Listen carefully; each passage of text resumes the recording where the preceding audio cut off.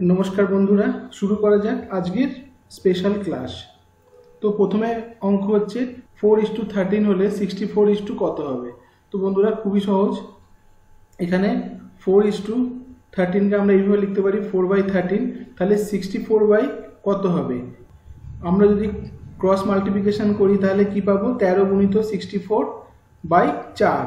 ताहले आमरा एटा यदि काटाकुटी करी 4 16 64, तो 16 × 13 = 208। তাহলে এটার উত্তর হবে 208। পরের প্রশ্নটা দেখুন, 1500 সাথে কত যোগ করলে একটি পূর্ণ বর্গ সংখ্যা হবে। এক্ষেত্রে বন্ধুরা কোন সংখ্যাটি 1500 আশপাশে হবে সেটা দেখে নেওয়া যাক। তো যদি আমরা 40 × 40 করি, মানে 4 4 16 আর 2 0 1600, তাহলে 1500 ক্রস করে যাচ্ছে, হবে না, 100 বেশি হয়ে যাচ্ছে, তো তার নিচেই হবে সংখ্যাটা। তো আমরা নিচ্ছি এখানে 38 ধরলাম, 38 ধরে 38 × 38 বা 38 স্কোয়ার করলে আমরা কত পাচ্ছি 1444। তো এইটা 1500 থেকে অনেক কম। এর পরের সংখ্যাটা দেখা যাক। এর পরের সংখ্যাটা যদি আমরা 39 এর স্কোয়ার বের করি তাহলে হবে 1521। তো এটা 1500 থেকে একটু বেশি। তাহলে দেখা যাক, যেহেতু এখানে বলেছে কত যোগ করলে, সুতরাং আমরা 39টাকে নেব। যদি এখানে বলতো কত বিয়োগ করলে তাহলে আমরা 38টাকে নিতাম। তো এখানে কত বেশি, তাহলে কত যোগ করতে হচ্ছে, এখানে 1500 সাথে 21 যোগ করতে হচ্ছে, সুতরাং উত্তর হবে 21। পরের অঙ্ক, সৌরিক ও সৌমিকের মোট ওজন 55 কিলোগ্রাম। সৌরিক সৌমিকের থেকে 33 কিলোগ্রাম বেশি। সৌমিক ও সৌরিকের ওজনের অনুপাত কত? তো দেখা যাক বন্ধুরা, এক্ষেত্রে সৌরিক প্লাস সৌমিক সমান হচ্ছে 55 কিলোগ্রাম। আবার বলা হয়েছে সৌরিকের ওজন সৌমিকের থেকে 33 কিলোগ্রাম বেশি। তো আমরা এইভাবে লিখতে পারি সৌরিক সমান সৌমিক প্লাস 33 কিলো। তো এক্ষেত্রে যদি আমরা প্রথম থেকে দ্বিতীয়টা বিয়োগ দিই তাহলে সৌরিক সৌরিক কেটে গেল, পড়ে রইল সৌমিক সমান 55 মাইনাস সৌমিক মাইনাস 33 কিলোগ্রাম। তো যেহেতু বিয়োগ করেছি তাই চিহ্নগুলো চেঞ্জ হয়ে যাবে, মাইনাস মাইনাস মাইনাস।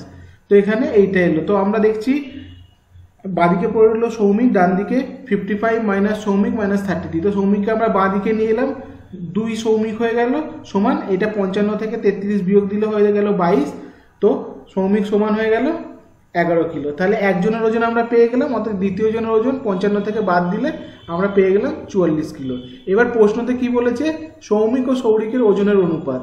তো এদের ওজনের অনুপাত হচ্ছে 11:44। তো বন্ধুরা এটা ভালোভাবে পড়বেন। অনেক ক্ষেত্রে যেহেতু অঙ্কর প্রথমে সৌরিক আর সৌমিক আছে, তো লোকে সৌমিক আর সৌরিকের অনুপাত বের করবে, অপশানে 4:1ও থাকতে পারে। সুতরাং এইটা ভালোভাবে দেখে নেবেন আপনার থেকে প্রশ্নতে কি জিজ্ঞেস করা হয়েছে। প্রশ্নতে জিজ্ঞেস করা হয়েছে সৌমিক সৌরিক, সুতরাং আমরা সেই হিসেবে এদের ওজনের অনুপাতটা বের করব। পরের প্রশ্নটি হলো x প্লাস 1/x সমান -5 হলে x square plus 1/x square এর মান কত? তো বন্ধুরা এক্ষেত্রে আমরা সবাই পড়েছি এটা, x square plus y square সমান হচ্ছে x plus y whole square minus 2xy। তো এক্ষেত্রে আমরা যে অঙ্কটা দেওয়া আছে x square plus 1/x square, এটাকে আমরা যদি সিম্পলিফাই করি তাহলে আমরা কি পাবো, x plus 1/x whole square minus 2 × x × 1/x। তো এখানে x কেটে গেল, তো পড়ে রইল 2। তো এখানে যদি আমরা x প্লাস 1/x যার ভ্যালু বলা হয়েছে -5, তাহলে যদি আমরা এইটা -5 স্কোয়ার বসিয়ে দিই আর এ থেকে -2 বিয়োগ করি তাহলে আমরা কত পাচ্ছি, এখানে -5 স্কোয়ার তো প্লাস হয়ে যাচ্ছে, তাহলে 25 - 2 সমান উত্তর হচ্ছে 23। পরের অঙ্ক, 150 মিটার দৈর্ঘ্যের একটি ট্রেন 40 সেকেন্ডে 250 মিটার দৈর্ঘ্যের একটি সেতু অতিক্রম করলো, ট্রেনটির গতিবেগ কত কিলোমিটার প্রতি ঘন্টা?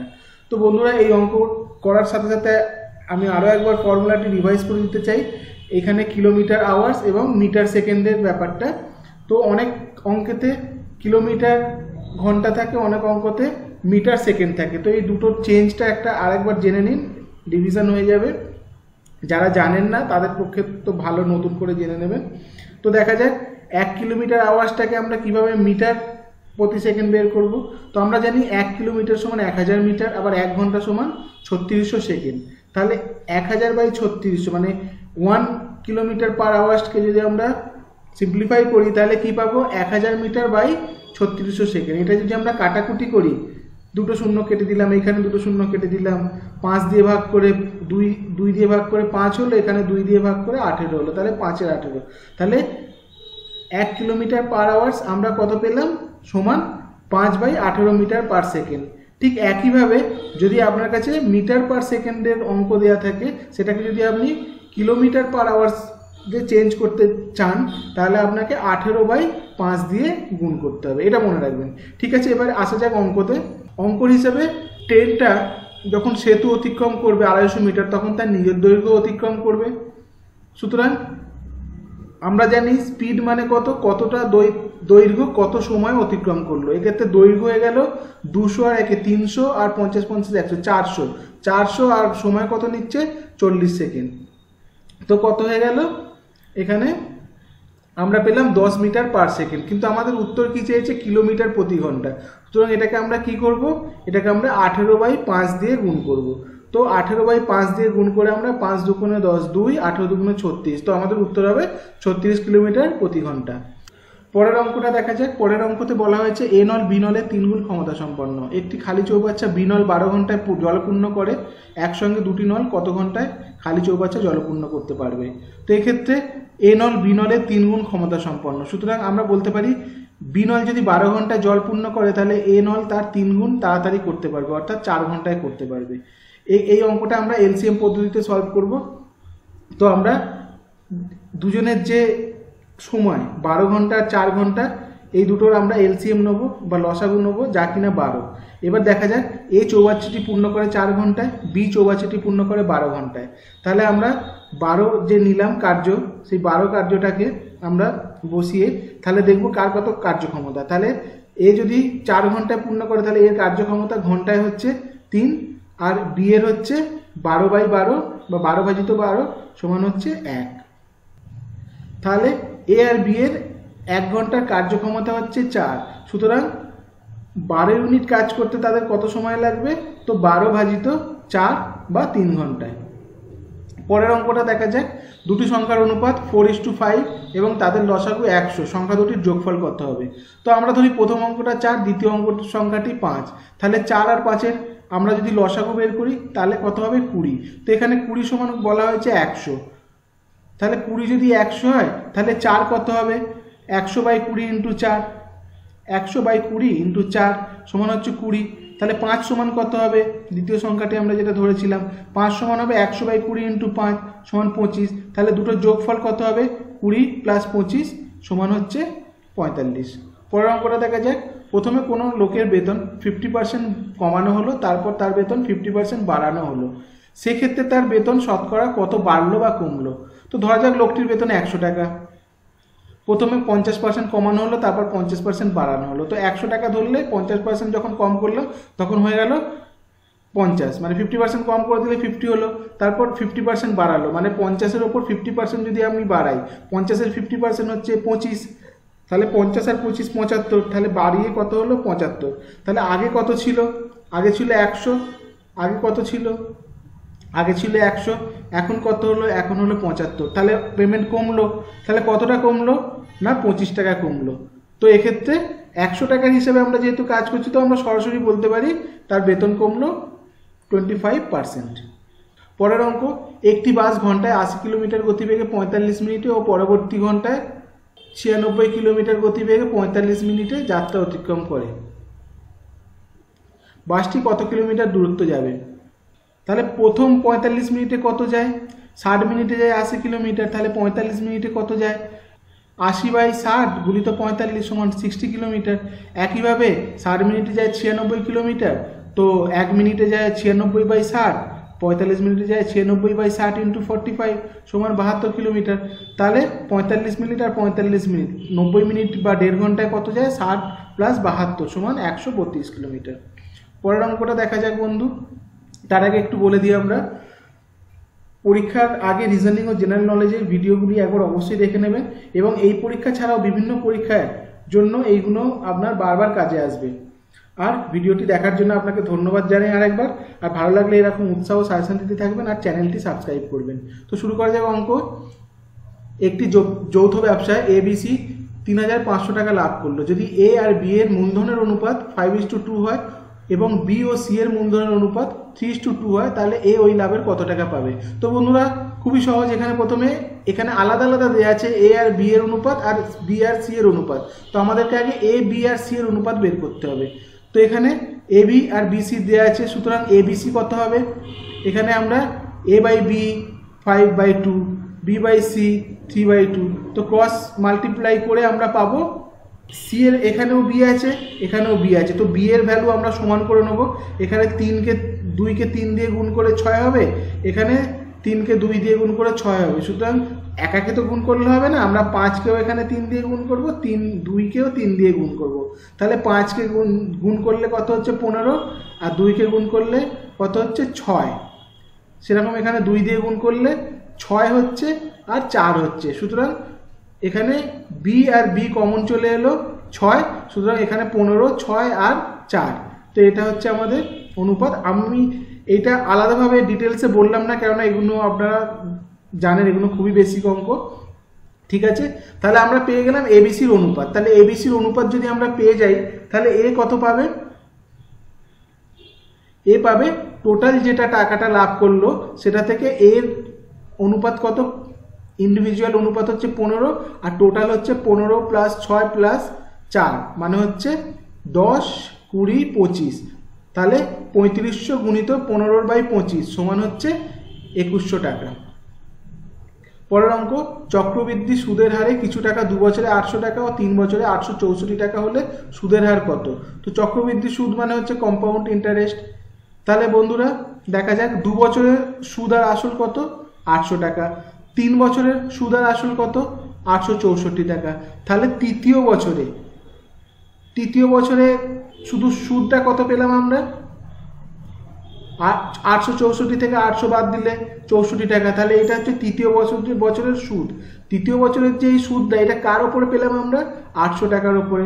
ব্যাস আমাদের অঙ্ক হয়ে গেল। তাহলে 800 টাকার ওপরে আমরা পেলাম, যদি 64 টাকা যদি পাই, তাহলে সুদের হার কত হলো, 64/800 গুণিত 100 বা 8%।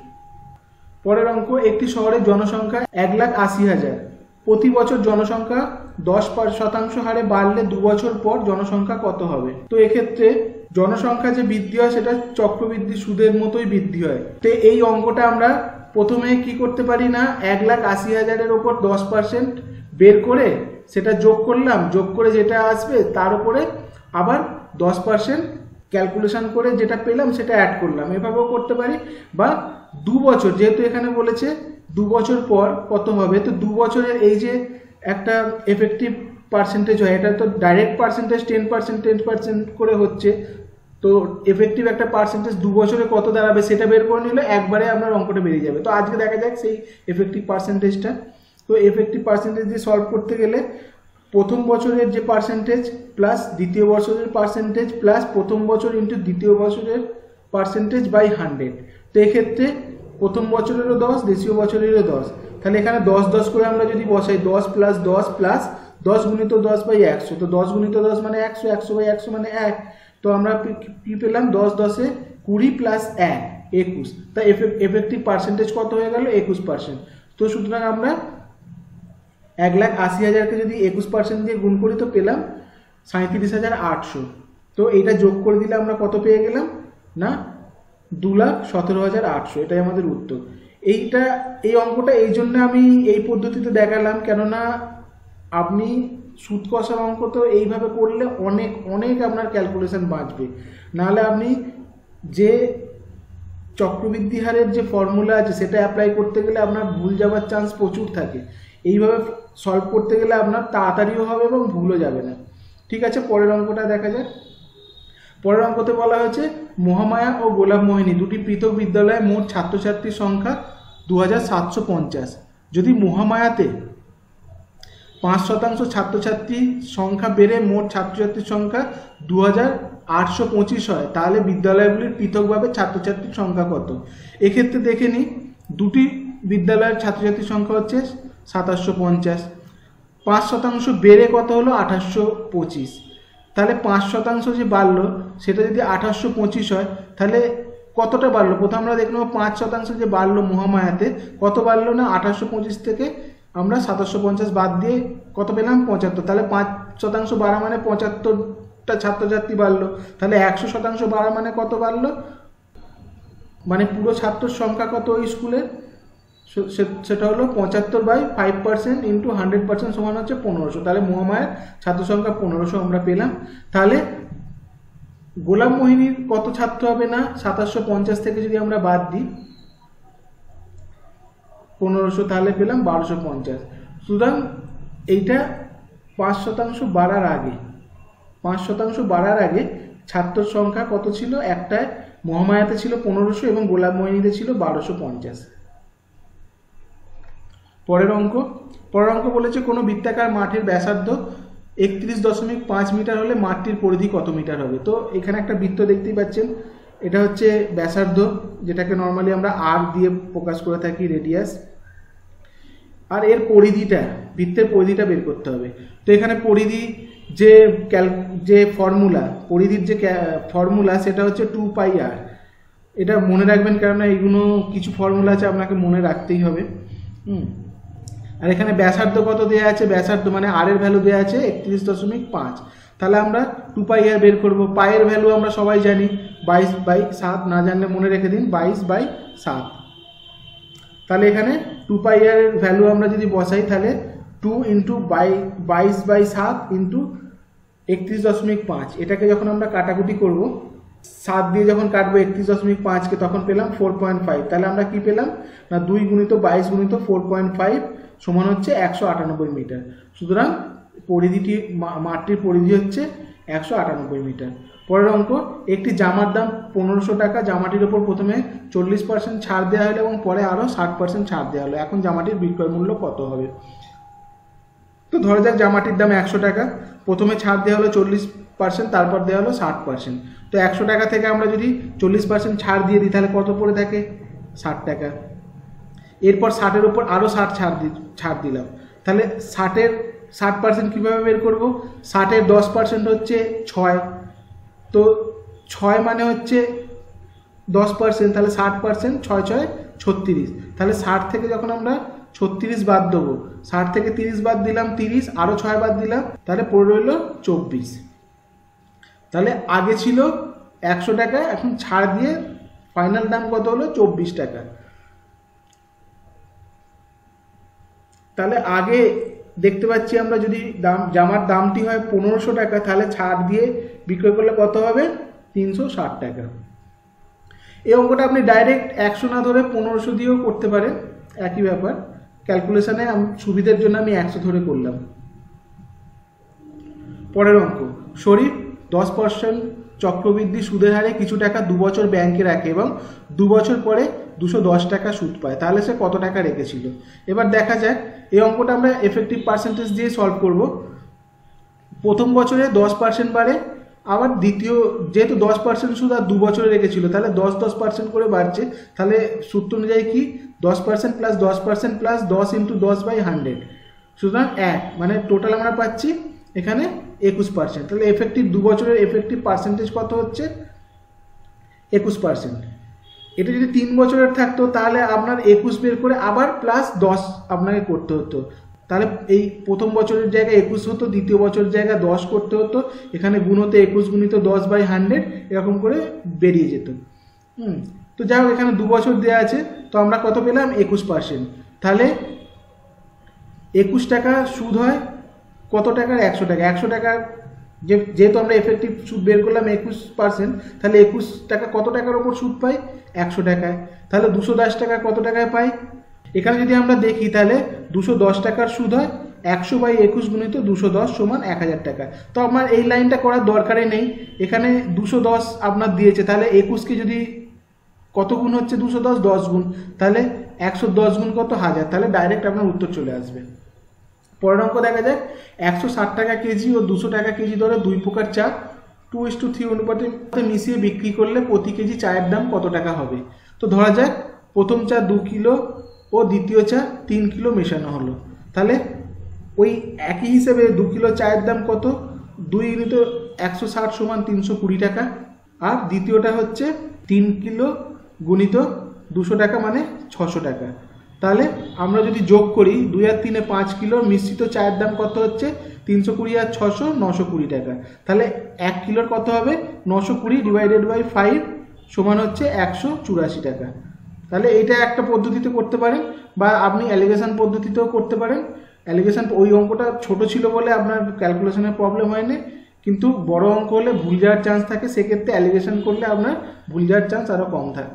এক্ষেত্রে আমরা দেখছি প্রথম চা অনুপাত 2, দ্বিতীয় চা অনুপাত 3। তাহলে প্রথম চা রেট কত 160 টাকা কিলো, দ্বিতীয় চায় 200 টাকা কিলো। তাহলে এই দুটো মিক্স করে আমরা যেটা পাবো ধরি সেটা হচ্ছে x টাকা কিলো। তাহলে অ্যালিগেশন পদ্ধতিতে কি হবে না x মাইনাস 200 আর এখানে হবে আপনার 160 মাইনাস x। তাহলে এইটা পেলাম। তাহলে অনুপাত বলাই আছে 2:3। তাহলে আমরা এটাকে পাবো 2:3 বা 2/3 সমান হচ্ছে x minus 200 by 160 minus x, বা এটাকে আমরা যদি ক্রস মাল্টিপ্লিকেশান বা কোনাকুনি গুণ করি তাহলে আমরা কত পাচ্ছি 3x মাইনাস 600 সমান 160 গুণিত 2 মানে 320 মাইনাস 2x। তো এটাকে আমরা কত পেলাম, দুইটাকে এদিকে আনলাম তাহলে 5x, আর এইটা এইদিকে 600টাকে ডান দিকে নিয়ে গেলাম, মাইনাসটা প্লাস হয়ে গেল, 6 আর 3 920। তাহলে 5x সমান 920 বা x সমান 184 টাকা। এইভাবেও করতে পারেন। তো এর পরের অঙ্কটা দেখা যাক, 1 থেকে 100 পর্যন্ত অঙ্ক সংখ্যা কয়টি। তো এখানে 1 থেকে 9 পর্যন্ত এক অঙ্কের সংখ্যা, সুতরাং 9টি হবে। 9 থেকে 99 টোটাল কটা সংখ্যা হচ্ছে, টোটাল হচ্ছে 99। আর এই প্রথমে যে এক অঙ্কের সংখ্যা 9টা বাদ দিলাম 90টি। 90টা সংখ্যা আছে, তার দুটো করে ডিজিট থাকে, তাহলে 90 দুগুণে 180টা সংখ্যা হলো। এবার 100তে 3টে সংখ্যা থাকে, তাহলে 1 গুণিত 3 3টি, তাহলে এই 3টে যোগ করলে কত হচ্ছে 192। তাহলে উত্তর হচ্ছে 192। দ্বিতীয় অঙ্কটা 20 নম্বরের অঙ্ক, দুটি যুগ্ম সংখ্যার বিয়োগফল ও যোগফল অনুপাত 1:5। তাহলে সংখ্যা দুটির অনুপাত কত। তো ধরা যাক সংখ্যা দুটি x অ্যান্ড y। তাহলে x কি বলেছে বিয়োগফল আর যোগফলের অনুপাত। তো আমাদের কি এখানে কি বের করতে হবে না x অনুপাত বের করতে হবে, x:y এটা বের করতে হবে। তো এখানে কি বলা আছে x মাইনাস y অনুপাত x প্লাস y সমান হচ্ছে 1:5, মানে x মাইনাস y যেটা আমি বললাম এই অঙ্কের ভাষায় x minus y ইসটু x plus y সমান হচ্ছে 1:5। আমাদের বের করতে হবে x:y সমান কত। তো এইটাকে যদি আমরা সিম্পলিফাই করি তাহলে x minus y by x plus y সমান হচ্ছে 1/5। এটাকে কোনাকুনি গুণ করলে কত পাচ্ছি 5x মাইনাস 5y সমান হচ্ছে x প্লাস y। তো আমরা x আর y দুটোকে x একদিকে নিয়ে যাই, y একদিকে নিয়ে যাই, তাহলে আমরা কি পাচ্ছি না 4x সমান হচ্ছে 6y, বা x বাই y সমান হচ্ছে 6/4। এটা কাটাকাটি করলে 3/2। সুতরাং আমাদের উত্তর x:y সমান হচ্ছে 3:2, এটাই উত্তর। তো বন্ধুরা আজ এই পর্যন্তই। যদি ভিডিওটি ভালো লেগে থাকে তাহলে আমাদের এই ভিডিওটি লাইক করবেন এবং চ্যানেলটি সাবস্ক্রাইব করবেন। এবং আপনি যদি কোনো পরীক্ষার প্রস্তুতি নিচ্ছেন তাহলে আমাদের ওয়েবসাইট www.exam-guide.in ভিজিট করবেন। এখানে আপনি পুরাতন বছরের অনেক প্রশ্ন পাবেন এবং অনেক টিউটোরিয়ালস বা মক টেস্টের কোশ্চেনও পাবেন। ধন্যবাদ বন্ধুরা।